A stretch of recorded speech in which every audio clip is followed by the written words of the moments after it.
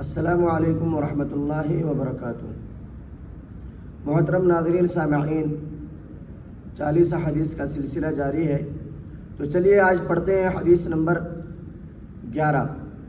بسم اللہ الرحمن الرحیم۔ حدیث نمبر 11۔ من ستر مسلما سترہ اللہ یوم القیامہ۔ ترجمہ: جو شخص کسی مسلمان کے عیب کو چھپائے گا، اللہ تعالی قیامت کے دن اس کے عیب کو چھپائے گا۔ یہ حدیث کا ترجمہ ہو گیا۔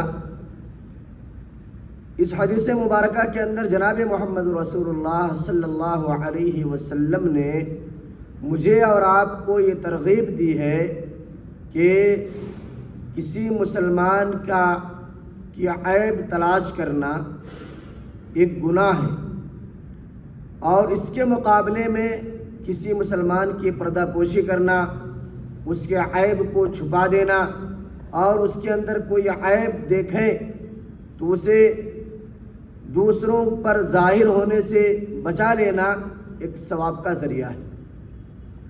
اس حدیث مبارکہ کے اندر اللہ کے رسول صلی اللہ علیہ وسلم نے ارشاد فرمایا کہ اگر کوئی شخص کسی مسلمان کے اندر عیب دیکھے تو اس کو چھپانے کی کوشش کرے۔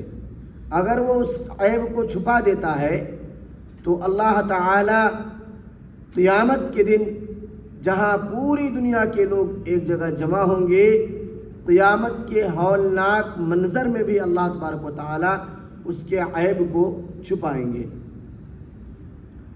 اور یہ بات ظاہر ہے کہ ہم نہیں چاہتے کہ ہمارے عیب، ہماری کمی دوسروں پر ظاہر ہو۔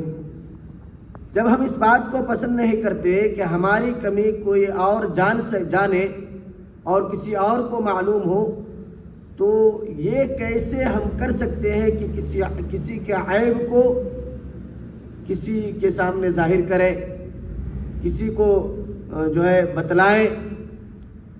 تو یہ ایک بہت بڑا گناہ ہے، اس سے بچنا چاہیے۔ ایک اور حدیث میں جناب محمد رسول اللہ صلی اللہ علیہ وسلم نے ارشاد فرمایا کہ من عیر اخاہ بذنب لم یمت حتی یعمل، کہ جو شخص کسی مسلمان بھائی کو اس کے گناہ پر عار دلائے، طعنہ دے، اس گناہ پر جس گناہ کا اس نے توبہ کر چکا ہے، توبہ کر لیا ہے، توبہ کر لینے کے بعد اگر کوئی شخص کسی مسلمان بھائی کو اس کے گناہ پر عار دلائے تو لم یمت حتی یعمل، وہ شخص مرنے سے پہلے اس گناہ میں ضرور ملوث ہوگا۔ تو میرے بھائی، درخواست یہ کی جاتی ہے کہ پردہ پوشی کرنے کی کوشش کریں، کسی کے عیب کو ظاہر نہ کریں، کسی کی عیب جوئی نہ کریں، کسی کی برائی کسی اور کے سامنے نہ کریں، اس سے بچنے کی کوشش کریں۔ اور اگر کسی مسلمان بھائی کے اندر کوئی عیب دیکھیں، کوئی کمی دیکھیں، کوئی برائی دیکھیں، تو کسی اور پر ظاہر کرنے کے بجائے بہتر طریقہ یہ ہے کہ انہیں تنہائی میں لے جا کر کے انہیں سمجھائیں، انہیں اس برائی سے روکنے کی کوشش کریں، یہ زیادہ بہتر ہے اور یہ ثواب کا کام ہے۔